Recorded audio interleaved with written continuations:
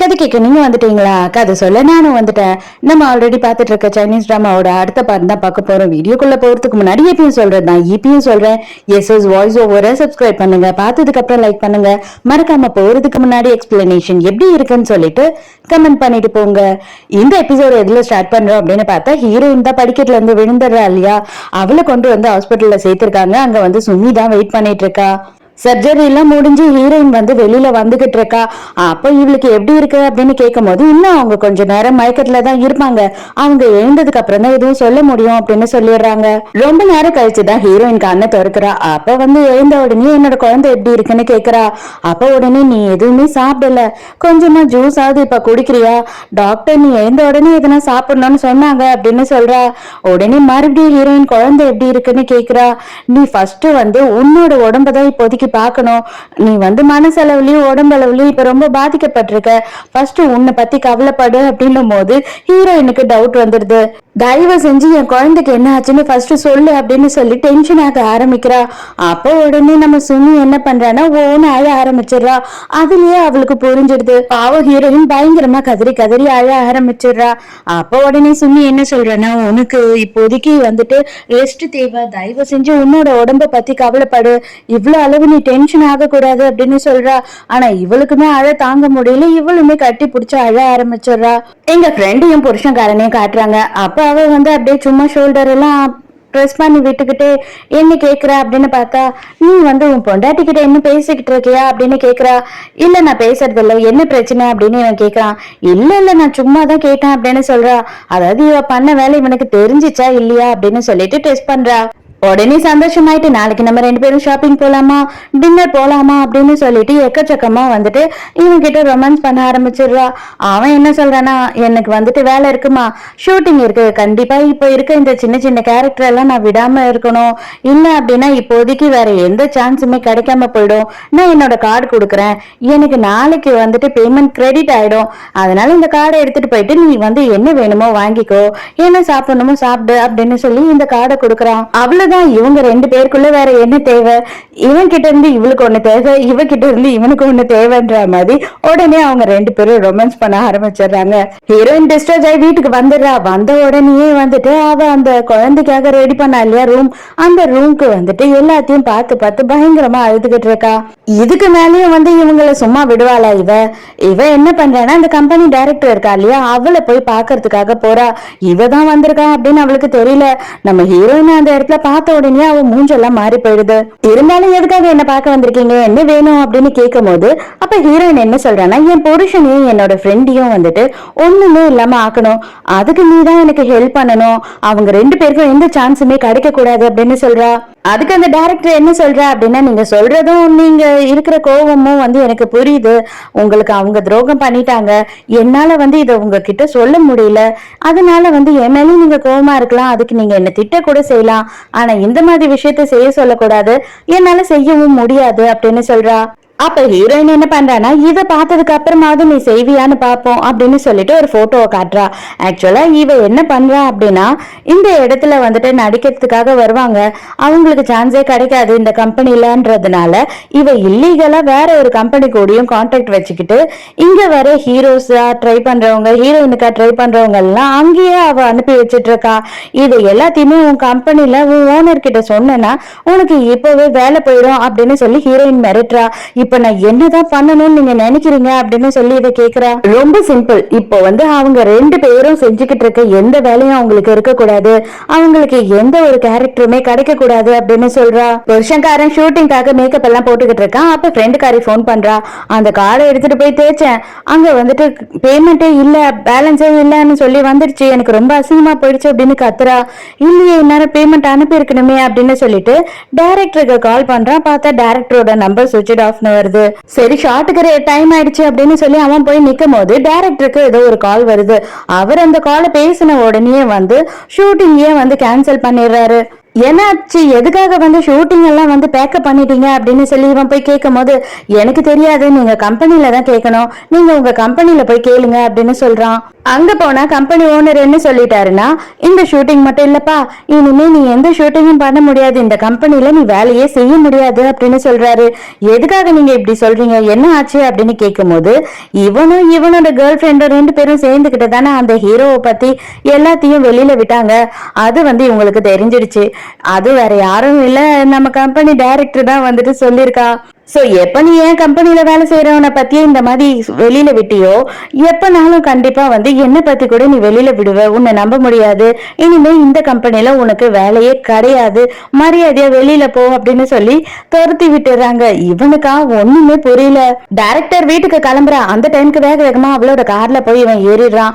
அப்ப என்ன கேக்குறான்னா, உனக்கு மட்டும்தான் தெரியும், நாங்க தான் அதை பண்ணோம்னு சொல்லிட்டு மரியாதையா உண்மையை சொல்லு, நீ தானே வந்துட்டு அவர்கிட்ட சொன்ன அப்படின்னு கேட்கும் போது இவன் என்ன சொல்றான்னு, நான் வேணும்னு சொல்லல, உன்னை வந்துட்டு ஏமாத்தணும்ன்ற எண்ணமும் எனக்கு இல்ல, உன் பொண்டாட்டி கிட்ட போய் கேளு, அவதான் வந்துட்டு என்னோட தப்பு எல்லாத்தையும் ப்ரூஃபா எடுத்து வச்சுக்கிட்டு என்ன பிளாக்மெயில் பண்ணா, எனக்கு வேற வழியே இல்லாம தான் நான் இதை பண்ணேன் அப்படின்னு சொல்லி எல்லாம் உண்மையும் சொல்லிடுறா.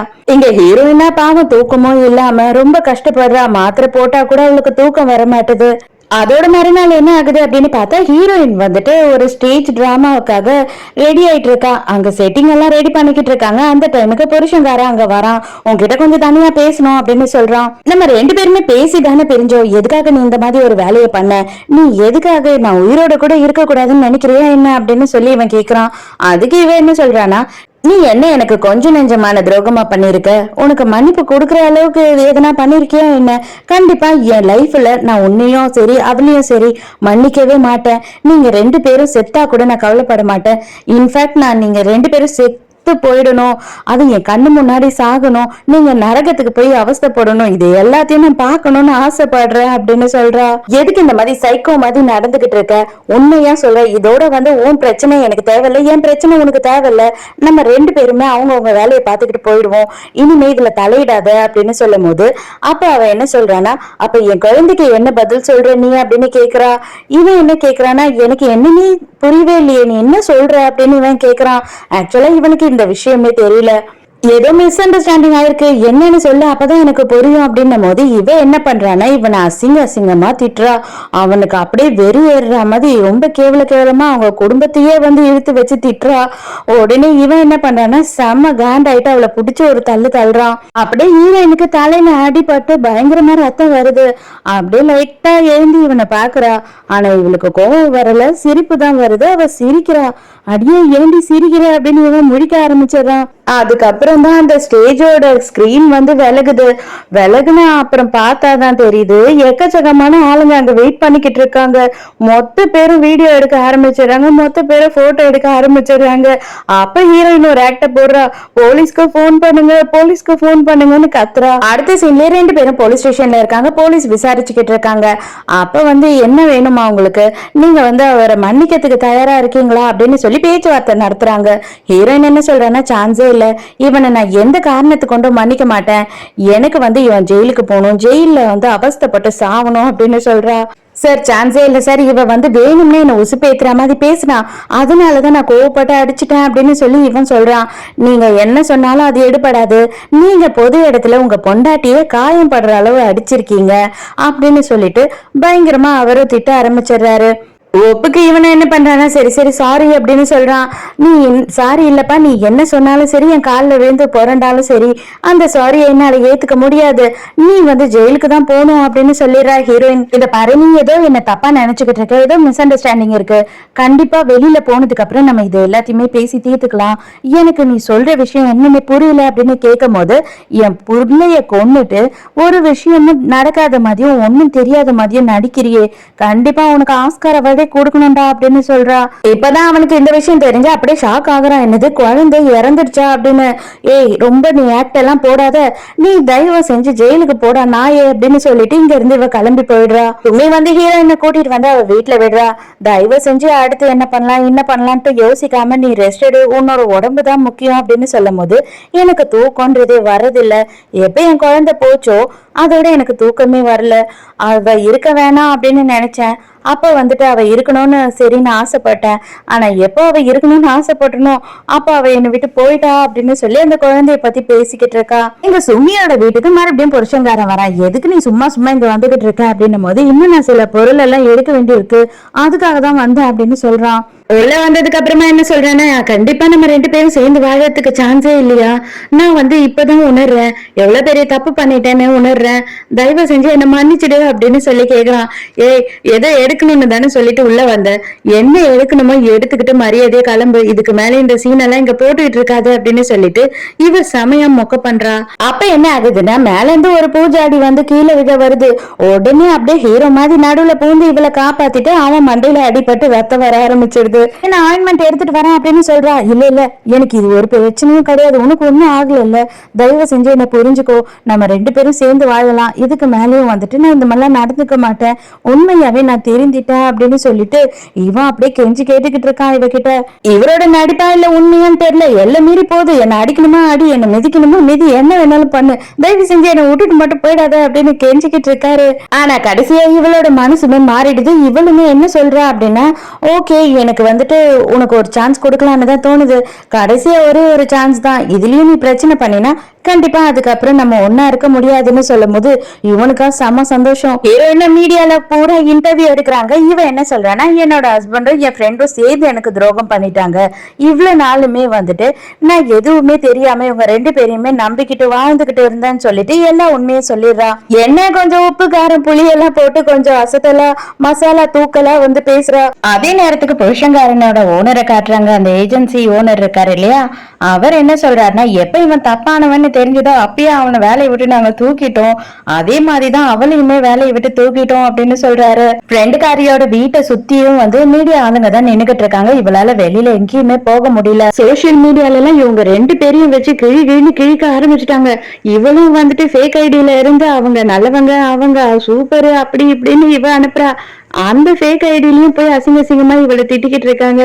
இவ ஒரு அபார்ட்மெண்ட்ல இருக்கா இல்லையா, அந்த அபார்ட்மெண்டோட பிரசிடென்ட் என்ன பண்றாங்க அப்படின்னு பார்த்தா, வந்துட்டு தயவு செஞ்சு நீயும் அவனும் வந்து டேட்ல இருக்கீங்க, இல்லைன்னா உன்னோட பாய் ஃப்ரெண்ட் தான் வந்து போறான்னு நினைச்சேன், இப்பதான் தெரியுது நீங்க 2 பேரும் கள்ளக்காதல் பண்ணிக்கிட்டு இருக்கீங்கன்னு சொல்லிட்டு, இது நல்ல குடும்பங்க வாழற இடம், தயவு செஞ்சு நீங்க 2 பேரும் இங்க இருந்து காலி பண்ணி போகணும், ஒரு வாரம் தான் உனக்கு டைம், அதுக்குள்ள நீ போலன்னா என்ன பண்ணுவனே தெரியாது அப்படின்னு சொல்லி எக்கச்சக்கத்துக்கு அந்த அம்மா கத்திட்டு போயிடுது. அது மட்டும் இல்லாம இவங்க என்ன பண்றாங்க அப்படின்னா, போஸ்டர்ஸ் வேற அவ வீட்டு வாசல்ல ஒட்டிடுறாங்க. கள்ள காதலி வாழும் வீடு, அதனால யாரும் இந்த வீட்டை கிராஸ் பண்ணி கூட போகாதீங்க அப்படின்னு. இவ எங்க போனாலும் இவளை கேவலமா நடத்த ஆரம்பிச்சிடுறாங்க. அது மட்டும் இல்லாம இவ ரெஸ்டாரண்ட்டுக்கு சாப்பிட போனா இவளை தள்ளி விட்டு கீழே விழ வச்சு எக்கச்சக்கத்துக்கு வந்துட்டு எல்லாரும் இவளை பயங்கரமா புள்ளி பண்ண ஆரம்பிச்சிடறாங்க. எதனாலன்னா இவ வந்துட்டு இன்னொரு பொண்ணோட வாழ்க்கையே கெடுத்துட்டா அப்படின்னு சொல்லிட்டு கள்ளக்காதலின்னு பாக்குறதுக்காக ஜெயிலுக்கே போறா. அவன் வந்த உடனே நீயாவது வந்தியா, எனக்கு ரொம்ப சந்தோஷமா இருக்கு, எதனால வந்துட்டு நீ இத்தனை நாள் என்ன பார்க்க வரல அப்படி இப்படின்னு கேள்வியா கேட்டுக்கிட்டு இருக்கான். இவளுக்கு எதுவுமே சொல்றதுக்கு பதிலே இல்ல. என்கிட்ட யாருமே பேசல, ஊ கூட கால் பண்ணவே இல்ல, என்னதான் ஆச்சு, அவர்கிட்ட நீயாவது பேச, அவராவது ஹெல்ப் பண்ணுவாரு அப்படின்னு சொல்லும் போது அந்த ஆளுக்கு நான் கால் பண்ணதுக்கு அவன் ஊர்லயே இல்லன்னு சொல்லிட்டான் அப்படின்னு சொல்றா. இவளும் என்ன சொல்றான்னு பார்த்தா, நம்ம பிரேக்கப் பண்ணிக்கலாம் அப்படின்னு சொல்றா. இவனுக்கு செம்ம ஷாக்கு.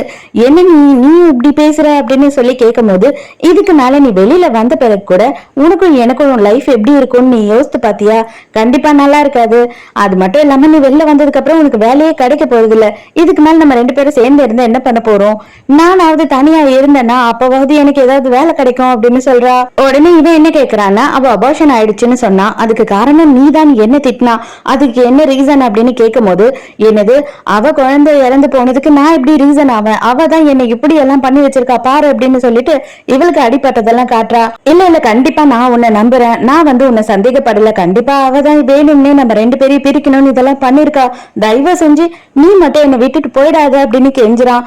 இவ அதெல்லாம் கேக்குற மாதிரி இல்ல, இனிமேவாது என் லைஃப நான் பாக்குறேன் அப்படின்னு சொல்லிட்டு எழுந்து இங்க இருந்து போயிடுறா.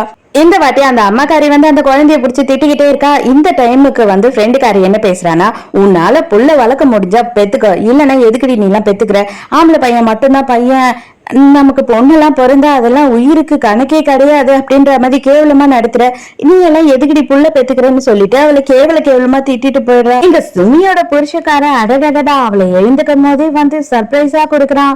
இன்னைக்கு நம்ம 2 பேரும் வெளியில போக போறோம், இந்த பொக்கே உனக்காக தான் அப்படின்னு சொல்லி கொடுக்குறான். இவளுக்கு இவன் மாறிட்டான்னு நினைச்சு பயங்கர சந்தோஷமா இருக்கு. இந்த அபார்ட்மெண்டோட பிரசிடென்ட் லேடி இருக்கா இல்லையா, அவ என்ன பண்றா அப்படின்னா, இவ என்ன திறந்து விட்டுட்டு என்ன பண்ணிக்கிட்டு இருக்கா, வீட்டை விட்டு காலி பண்ணாலா இல்லையா அப்படின்னு சொல்லிட்டு கதவை தட்டி தட்டி பாக்குறா, வரவே இல்ல. சரின்னு சொல்லிட்டு உள்ள போறா. போய் பார்த்தா டப்ல உட்கார்ந்தபடியே அவ கைய அறுத்துக்கிட்டு இருக்கா. அவ்வளவுதான், ஒரே கத்து கத்துது அந்த லேடி. அதோட மறுநாள் காட்டுறாங்க, நம்ம ஹீரோயினோட ஆபீஸ்ல சுத்தி ஃபுல்லா மீடியா ஆளுங்களா இருக்காங்க.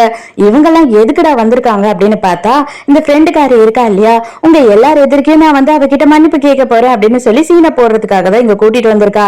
உனக்கு கேமரா முன்னாடி எல்லாம் ரொம்ப இன்னசென்டா நடிக்கிறதுக்கு தானே ஆசை, ஆனா இன்னைக்கு என்ன பண்றேன்னு நான் பாக்குறேன் அப்படின்னு சொல்லிட்டு இவ செம கொலவெறியோட வரா. உடனே அங்க எல்லாரும் எதிர்க்கையும் முட்டி போட்டுட்டு என்ன மன்னிச்சிடு, எல்லாத்துக்கும் காரணம் நான் தான், உண்மையாவே உன் ஹஸ்பண்ட் வந்து என்ன மயக்கிட்டான், அவன் தான் வந்து நான் எவ்வளவு அளவு வேணாம்னு சொன்னாலுமே கேட்காம அவன் என்ன ஃபோர்ஸ் பண்ணி தான் நாங்க 2 பேரும் அதுக்கப்புறமா கள்ள தொடர்புல இருந்தோம். இது எல்லாத்துக்கும் நாங்க 2 பேருமே தான் காரணம். இருந்தாலும் நான் உன் ஃப்ரெண்டா இருந்துகிட்டு இந்த வேலையை செஞ்சிருக்க கூடாது, என்ன மன்னிச்சிடு, அடுத்த ஜென்மன்னு இருந்தது அப்படின்னா கண்டிப்பா நான் இது எல்லாத்துக்கும் அனுபவிப்பேன் அப்படி இப்படின்னு ஒரே அழுது டிராமாவா பண்ணிக்கிட்டு இருக்கா. எனக்கு என்ன தெரியுமா ஆசை, எல்லாமே பழைய மாதிரி ஆகணும்னு ஆசை.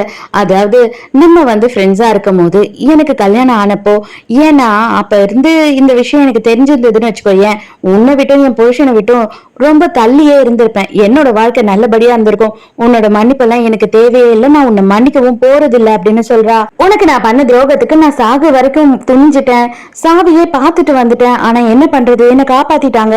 இப்பவாவது நீ தயவு செஞ்சு என்ன மன்னிக்கலாம்ல, உண்மையா எல்லாரும் எதிர்க்கும் நான் மனசால சாரி கேக்குறேன் அப்படின்னு சொல்றா. ஐயோ, நீ வந்துட்டு கட் பண்ணிக்கிட்டியா, எப்ப கட் பண்ணிக்கிட்ட, நேத்து தான் கையை கட் பண்ணிக்கிட்டியா, அதுக்குள்ள உனக்கு சரியாயிடுச்சா அப்படின்னு சொல்லிட்டு வேகமா அவ கைய புடிச்சு இழுத்து அந்த கட்டை வேகமா துறக்குறா. சும்மா ஒரு கீரல்ல போட்டு வச்சிருக்காங்க, மத்தபடி அவ சாகிறதுக்கு கூட ட்ரை பண்ணல, இதுவும் ஃபேக்கு தான். உடனே இவ கேமரா முன்னாடி எல்லாம் காட்டிடுறா. இவளோட மன்னிப்பு மட்டும் ஃபேக் இல்லைங்க, இவளோட காயமும் ஃபேக்கு தான். இவ என்னைக்குமே திருந்த மாட்டா, எனக்கு நல்லாவே தெரியும் இவளை பத்தி. இவளை காயப்படுத்திக்கவே மாட்டா, அடுத்தவங்களை தான் காயப்படுத்துவா. தயவு செஞ்சு என் மூஞ்சில கூட வந்து முடிக்காத இன்னொரு வாட்டி அப்படின்னு சொல்லிட்டு ஹீரோயின் அங்க இருந்து கிளம்பிடுறா. அவ்வளவுதான், மீடியா ஆளுங்க எல்லாம் இவளை புடிச்சுக்கிறாங்க. சுமி வீட்டுக்கு வரும்போது பார்க்கிங்களா அவங்க ஹஸ்பண்ட புடிச்சுக்கிட்டு 3 பேர் அடின்னு அடிச்சுக்கிட்டு இருக்காங்க. எங்கடா காசுன்னு. இவளுக்கு என்ன பண்றதுன்னே தெரியல. இவ என்ன பண்றானா, போன் பண்ணிட்டேனா போலீஸ்க்கு, உடனே இங்க இருந்து போங்க, இல்லன்னா போலீஸ்ல புடிச்சு கொடுத்துருவேன் அப்படின்னு கத்துறா. 3 நாள் தான் உனக்கு டைம், அதுக்குள்ள பணம் வரல, உன்னை என்ன பண்ணுவேன்னே தெரியாது அப்படின்னு சொல்லிட்டு மிரட்டிட்டு அவனுங்களும் அங்க இருந்து போறானுங்க. வீட்டுக்கு கூட்டிட்டு போயிட்டு என்ன தயா பண்ணி தொலைச்ச, என்னன்னு உண்மையை எப்பயாவது சொல்லி தொலை அப்படின்னு கத்துறா. அதுக்கப்புறம் தான் இவன் என்ன சொல்றானா, இவனோட பார்ட்னர் வந்துட்டு இவன் பேர்ல கடனை வாங்கிட்டு எல்லாத்தையும் எடுத்துக்கிட்டு ஓடிட்டானா. அந்த கடன்காரங்க தான் இவனை இப்ப துரத்தி அடிச்சுக்கிட்டு இருக்காங்க. சோ இப்ப இவ என்ன கேக்குறானா, ஆக மொத்தம் உனக்கு வேலையும் போச்சு, கடனும் ஆயிடுச்சு, உன்னால காசையும் திருப்பி தர முடியல, அதனாலதான் வேற வழி இல்லாம தங்கறதுக்கு எந்த இடமும் இல்லாம என்கிட்ட வந்திருக்க, அதானே நான் கூட நீ திரும்பி வந்திருக்கேன்னு நினைச்சேன் அப்படின்னு சொல்லி செம கோவமா அங்க இருந்து போயிடுறா. இவனும் சாப்பாடெல்லாம் சமைச்சு வச்சுட்டு அவளை கூப்பிட்டு பாக்குறா. ரூமை விட்டு வெளியிலயே வரா மாதிரி தெரியல. அவ நடுராத்திரி சுமி எழுந்து வந்து பாக்குறா. பார்க்கும் போது இவன் வெளியில நின்னுக்கிட்டு அவன் ஃப்ரெண்ட்ஸுக்கு எல்லாருக்கும் போன் பண்ணி ஏதாவது காசு அரேஞ்ச் பண்ணி கொடுங்க, ரொம்ப கஷ்டத்துல இருக்க, ரொம்ப ப்ராப்ளம்ல இருக்கேன் அப்படின்னு சொல்லி கேட்டுக்கிட்டு இருக்கான். இங்க அதே நேரத்துக்கு ஹீரோயின் என்ன பண்ணிக்கிட்டு இருக்கா அப்படின்னு பார்த்தா, அந்த குழந்தைக்காக வாங்கின பொருள் எல்லாத்தையுமே வந்துட்டு மூட்டை கட்டி குடோன்ல போட்டுடுறா. மறுநாள் சுமி என்ன பண்றான்னா, புருஷங்காரன் கிட்ட அவனோட கார்டை கொடுத்து, இதுல வந்து இது வரைக்கும் லைஃப்ல என்ன சேர்த்து வச்ச எல்லா சேவிங்ஸும் இருக்கு, இதை வந்து யூஸ் பண்ணி எவ்வளவு கொடுக்க முடியுமோ அவ்வளோத்தையும் கொடுத்துரு, அதுக்கப்புறம் மீதியை வந்து நான் எப்படியாவது அரேஞ்ச் பண்றேன் அப்படின்னு சொல்றா. ரொம்ப தேங்க்ஸ்மா, நீ காசு கொடுத்ததுக்கு இல்ல, நீ என்ன மன்னிச்சு ஏத்துக்கிட்ட பத்தியா, அதுக்காக தான் அப்படின்னு சொல்லிட்டு கட்டி பிடிச்சு கதறான். நம்ம ஹீரோயின் இன்னும் சுமியும் வந்துட்டு ஒரு கான்ட்ராக்ட் போடுற விஷயமா ஒரு ஆபீஸ்க்கு வந்திருக்காங்க. அங்க இருக்க சிஇஓ வந்து நம்ம சுமிய பார்த்த உடனே ஒரு வழிகிறான். கான்ட்ராக்ட் சைன் பண்றதுக்காக ஹீரோயின் மட்டும் உள்ள போறா. அந்த டைமுக்கு இவன் என்ன கேக்குறான் அப்படின்னா, நான் வந்து இதை உங்ககிட்ட கேட்கலாமா கேட்க கூடாதான்னு தெரியல, எனக்கு உங்க அசிஸ்டன்ட ரொம்ப பிடிச்சிருக்கு, நானும் அவங்களும் வந்துட்டு கொஞ்சம் பிரைவேட்டா இருந்து பேசலாம் அப்படின்னு எதிர்பார்க்கிறேன் அப்படின்னு சொல்லும் போது ஹீரோயினுக்கு புரிஞ்சிடுது. செம்ம காண்டாவது. இன்னைக்கு இல்லையா உன் கூட என்னைக்குமே நான் வந்துட்டு இந்த அக்ரிமெண்ட் போட மாட்டேன், எனக்கு உன்னோட என்னோட வேலையே தேவையில்ல அப்படின்னு சொல்லிட்டு அங்க இருந்து கிளம்பி போயிடுறா. வெளியில வந்த உடனே சும்மி கேக்குறா எதனால அவங்க கூட டீல் ஓகே ஆகல, என்னதான் ஆச்சு அப்படின்னு கேட்கும் போது ஹீரோயினுக்கு இவகிட்ட அதை சொல்றதுக்கு மனசே வரல. அந்த டைமுக்கு உங்க மொபைல நான் உள்ளேயே விட்டுட்டு வந்துட்டேன், நான் போய் எடுத்துட்டு வரேன் அப்படின்னு சொல்லி சும்மி மட்டும் போறா. மொபைல எடுத்துட்டு கிளம்புறதுக்கு அந்த சிஇஓ கரெக்டா நேர்ல வரான். வந்த உடனே வந்துட்டு என்னம்மா நீ கிளம்பலையா அப்படின்னு கேக்குறான். உடனே இல்ல இந்த மொபைல் எடுக்க வந்த அப்படின்னு அவ சொல்றா. உடனே வந்துட்டு இவ என்ன கேக்குறானா எதனால நீங்க வந்து டீல ஓகே பண்ணலன்னு கேட்கும் போது ஏன் உங்க ஆளு உங்ககிட்ட எதுவும் சொல்லலையே என்ன அப்படின்னு கேக்குறான். இல்ல அவங்க எதுவுமே சொல்லல அப்படின்னு இவ சொல்றா. இதுதான் இவன் சான்ஸ்ன்னு என்ன சொல்றானா, இல்ல உன் அசிஸ்டன்ட் பாக்குறதுக்கு செம புத்திசாலியா இருக்காங்க, நான் ஏன் என் கம்பெனில அவங்களுக்கு ஒரு நல்ல வேலை கொடுக்க கூடாதுன்னு கேட்டேன். அவ வந்துட்டு எனக்கு தெரிஞ்சு உன்னை வந்து அசிஸ்டண்டா கூட பாக்கல, அவ உனக்கு அடிமையா வச்சிட்டு இருக்கணும்னு தான் நினைக்கிறா போல, நீ முன்னேறது அவளுக்கு இஷ்டமே இல்ல அப்படி இப்படின்னு சொல்லிட்டு எக்கச்சக்கத்துக்கு இவளை ஏத்தி விடுறான். அவன் சொன்னது எல்லாத்தையும் யோசிச்சுக்கிட்டே வீட்டுக்கு வர. வீட்டுக்கு வந்து பார்த்தா புருஷங்காரன் அப்படியே வீட்டை செமையா அரேஞ்ச் பண்ணி வச்சிருக்கான். என்னடா பிரச்சனை அப்படின்னு பார்த்தா இவங்களோட 3rd anniversary-யா. ஃபர்ஸ்ட் டைம் நான் உன்கிட்ட ப்ரப்போஸ் பண்ணும்போது இப்ப ப்ரப்போஸ் பண்ணும்போது நான் வந்துட்டு உனக்கு வெள்ளி ரிங் மட்டும்தான் வாங்கி கொடுக்குற ரேஞ்சில இருக்கேன்.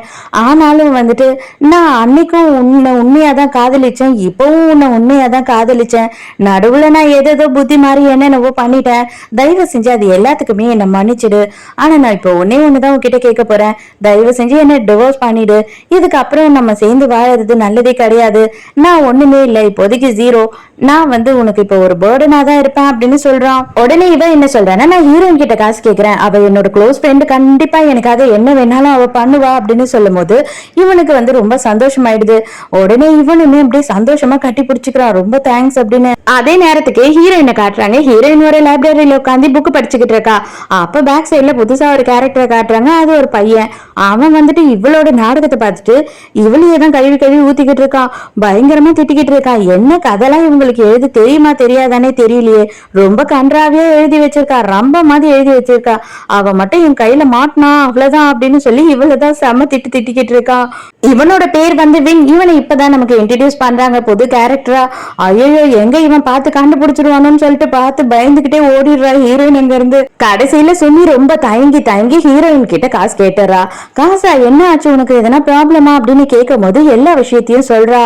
எனக்கு வந்துட்டு நீங்க 2 பேரும் ஒண்ணு சேர்ந்ததே பிடிக்கல, நான் வந்து உனக்கு என்ன வேணாலும் பண்றதுக்கு ரெடியா இருக்கேன், ஆனா அவனுக்காக ₹1 கூட நான் தரமாட்டேன். கண்டிப்பா எனக்கு அவன் மேல இன்னமும் சந்தேகமா தான் இருக்கு. எல்லா காசும் போன உடனே பிசினஸ் எல்லாம் லாஸ் ஆன உடனே உன்கிட்ட வந்திருக்கான். நீ இப்பவும் யோசிக்காம அவனுக்காக காசை வாங்கி நீ கொடுத்தீங்கன்னா இன்னமும் நீதான் ஒரு முட்டாள் அப்படின்னு திட்டுறா. வீட்டுக்கு வந்த உடனே புருஷங்காரன் ரொம்ப ஆவலா இருக்கான், இவ காசு வாங்கிட்டு வந்திருப்பான்னு சொல்லிட்டு இவ தயங்கிக்கிட்டே வந்துட்டு இல்ல காசு கிடைக்கல, அவ எனக்கு காசு கொடுக்கல அப்படின்னு. உடனே நீயும் அவ்வளவு ஃப்ரெண்ட் நினைச்சனே அப்படின்னு சொல்லி செமையா டென்ஷன் ஆகுறான். உடனே இவன் பங்குக்கு என்ன சொல்றானா, அவ வந்து உன்னை வந்து ஒரு வேலைக்காரியா மட்டும்தான் பாக்குறா, ஃப்ரெண்டா பார்த்திருந்தா கண்டிப்பா உனக்காக ஹெல்ப் பண்ணிருப்பா அப்படின்னு சொல்லி இவனுமே இவன் பங்குக்கு ஏத்தி விட்டுறான். ஹீரோயின் அவ அபார்ட்மெண்ட் பக்கத்துல நடந்து போயிட்டு இருக்கா. அந்த டைமுக்கு இவளோட ஹீல் ஒண்ணு உடஞ்சிடுது. உடஞ்ச உடனே இவளுக்கு அப்படி தடுமாறி போய் நிக்கிறா. அப்ப இந்த வின் என்ன பண்றான்னா நான் உனக்கு ஹெல்ப் பண்றேன்னு சொல்லிட்டு வேகமா வந்து இன்னொரு ஷூவோட ஹீலையுமே உடைச்சு விட்டுறான். பாத்தீங்களா, இதுதான் செமையா இருக்கும், இப்ப நீங்க எப்படி ஈஸியா நடந்து போலாம் அப்படின்னு சொல்றான். ஏய் பைத்தியம், நீ நிறைய நாடகம் படம் எல்லாம் பாப்பியா, அதனாலதான் இந்த வேலை எல்லாம் பண்றியா, அதாவது இந்த மாதிரி இருந்தா நடக்கவே முடியாதுரா லூசு அப்படின்னு சொல்லி கத்துறா. ஏய் ஆமா நீ தானே இன்னைக்கு லைப்ரரியில உட்காந்து என்ன திட்டு இந்த கெட்ட வார்த்தையில திட்டு நீ தானே அப்படின்னு சொல்லி இவ சொல்லும் போது என்னது நான் உங்களை திட்டினா அப்படின்னு சொல்லி இவன் ஆச்சரியமா கேக்குறான். அப்பதான் இவ சொல்றான், ஆமா நீ பாத்துக்கிட்டே இருந்திய சீரியஸ், அது என்னோடதுதான் அப்படின்னு சொல்றா. ஓ நீங்க தானே அது, ஐயோ உண்மையை சொல்லணும்னா நான் வந்து உங்களோட பெரிய ஃபேனு, நான் கோபத்துலதான் திட்டினேன், அது கூட கொஞ்சம் பாசத்துலதான் திட்டினேன் அப்படின்னு சொல்றான். சரி வாங்க நானே உங்களை கை பிடிச்சு கூட்டிட்டு போறேன், பக்கத்துலதான் என் கார் இருக்கு, நான் வந்து உங்க அபார்ட்மெண்ட் உள்ள வரைக்கும் கூட்டிட்டு போய் விடுறேன் அப்படின்னு சொல்லி கூட்டிட்டு போறான். அவளை விட்டுட்டு என்ன சொல்றானா, நான் கூட வந்துட்டு ஸ்டோரி ரைட்டிங்ல தான் இன்ட்ரெஸ்ட் எனக்கு, ஆனா எங்க அப்பா என்ன பண்றது, என்னோட பிசினஸ் தான் நீ பாக்கணும் அப்படின்னு ஸ்ட்ரிக்டா சொல்லிட்டாரு, எனக்கு டைம் கிடைக்கும் போது உங்க கூட வந்து நானும் டிஸ்கஷன்ல இருக்கலாமா அப்படின்னு கேட்கும் போது உனக்கு என்ன வேலையோ அதை பாருடா, இதெல்லாம் தேவையில்லாத விஷயம், உங்க அப்பாவோட பிசினஸே பாரு அப்படின்னு சொல்லிடுறா. மறுநாள் அதோட சுமியோட வீட்டுல காட்டுறாங்க. புருஷங்காரன் தனியா வீட்டுல இருக்கான். அந்த டைமுக்கு கடன்காரனுங்க வந்து இவனை போட்டு அடின்னு அடிக்க ஆரம்பிச்சிடுறாங்க. அப்ப இவன் தப்பிக்கிறதுக்கு என்ன பண்றான் அப்படின்னு பார்த்தா ஹீரோயினும் சுமியும் இருக்க போட்டோவை காமிச்சு இவங்க பெரிய ரைட்டர், பெரிய பணக்காரி, இவ வந்துட்டு என்னோட ஒய்ஃபோட செம்ம பெஸ்டி, அதனால நீங்க போய் கேட்டா இவ கொடுப்பா, உடனே போய் அங்க அவகிட்ட கேட்டு வாங்கிக்கோங்க அப்படின்னு சொல்லிடுறான். உடனே சுமிக்கு கால் பண்ணி இந்த மாதிரி ஆயிடுச்சு, நான் வந்து உன் ஃப்ரெண்டோட போட்டோ காமிச்சிட்டேன், இப்ப நேரா கிளம்பி அவனுங்க அங்கதான் போறானுங்க, தயவு செஞ்சு மன்னிச்சிரு, அவனுங்க என் கையை வெட்டிடுவேன்னு சொன்னானுங்க, எனக்கு வேற வழியே இல்ல, அதனாலதான் இந்த மாதிரி பண்ணிட்டேன் அப்படின்னு சொல்லும் போது இவளுக்கு ரொம்ப பதட்டம் ஆயிடுது. வேக வேகமா இவ ஆபீஸ்க்கு போறா.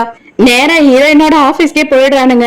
யாரு பண்ணீங்களா அப்படின்னு கேட்கும் போது உன் ஃப்ரெண்டு சுமி இருக்கா இல்லையா, அவளோட புருஷங்காரன் எங்க கிட்ட கடன் வாங்கியிருக்கான், அந்த கடனை உன்கிட்ட வாங்கிக்க சொன்னா நீ தான் கடன் எல்லாம் கொடுக்கணும் அப்படின்னு சொல்லி கேக்குறானுங்க. சுனியுமே கரெக்டா அந்த இடத்துக்கு வந்துடுறா. இவனுங்களை எதை வச்சு அடிக்கிறது அப்படின்னு சொல்லிட்டு தேடிக்கிட்டு இருக்கா. அந்த டைமுக்கு ஹீரோயின் என்ன சொல்றா அப்படின்னா, அவ எனக்கு வெறும் அசிஸ்டன்ட் மட்டும்தான், அவ மத்தபடி வேற ஒண்ணும் கிடையாது, நீ நினைக்கிற மாதிரி அவ ஃப்ரெண்டும் கிடையாது, அது மட்டும் இல்லாம என்னோட பெஸ்டியும் கிடையாது, அவ ஜஸ்ட் என்கிட்ட வேலை பாக்குற பொண்ணு, அவளுக்காக நான் எதுக்குடா கடன் கொடுக்கணும், அது அவன் புருஷங்கார வாங்கின கடனை, உங்களுக்கு எல்லாம் அறிவு இருக்கா இல்லையா, அவன் தான் லூசுத்தனமா சொன்னானா நீங்க எல்லாம் கிளம்பி இங்க வந்துருவீங்களா, இதுக்கப்புறம் உங்க மூஞ்செல்லாம் நான் பார்த்தேன்னா கண்டிப்பா போலீஸ்ல புடிச்சு கொடுத்துருவேன் அப்படின்னு திட்டின உடனே இவனுங்க எல்லாம் பயந்துடுறானுங்க. ஆனா இவளுக்கு இதை கேட்ட உடனே நம்ம சுமிக்கு ரொம்ப கஷ்டமாயிடுது. ஹீரோயின் உடனே சுமிக்கு கால் பண்றா, நீ சேஃபா இருக்கியா, இந்த மாதிரி எல்லாம் ஆச்சு, நீ எங்க இருக்க அப்படின்னு கேட்கும்போது நான் நல்லா தான் இருக்கேன் அப்படின்னு சொல்லிட்டு போனை கட் பண்ணிடுறா. வீட்டுக்கு போய் பார்த்தா இவனோட கையில அடிபட்டு இவன் விழுந்து கிடக்குறான்.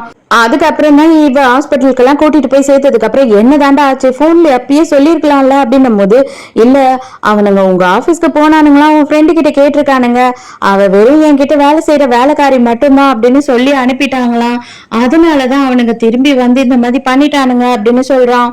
நைட் எல்லாம் ஹாஸ்பிட்டல்ல சுமி உட்காந்து இதையே யோசிச்சுக்கிட்டு இருக்கா. ஹீரோயின் அப்பனா நம்மள கொஞ்சம் கூட ஃப்ரெண்டாவே நினைக்கலையா, அப்பனா வெறும் வேலைக்காரியா மட்டும்தான் நம்மள ட்ரீட் பண்றாளா அப்படின்னு சொல்லி இவ பயங்கரமான குழப்பமான ஒரு மனநிலைமைக்கு வந்துடுறா. சோ இதோடைய இந்த எபிசோட் முடியுது. ஆக்சுவலா இவளுமே வந்து ஹீரோயினுக்கு அகைன்ஸ்டா மாறிடுவா போல. சோ இந்த எபிசோட் உங்களுக்கு பிடிச்சிருந்ததா, என்னோட எக்ஸ்பிளனேஷன் பிடிச்சிருந்ததான்னு சொல்லிட்டு மறக்காம எனக்கு கமெண்ட்ல சொல்லுங்க. சோ நாளைக்கு மறக்காம கதை கேட்க வந்துருங்க, நானும் மறக்காம கதை சொல்ல வந்துடுறேன். பாய்.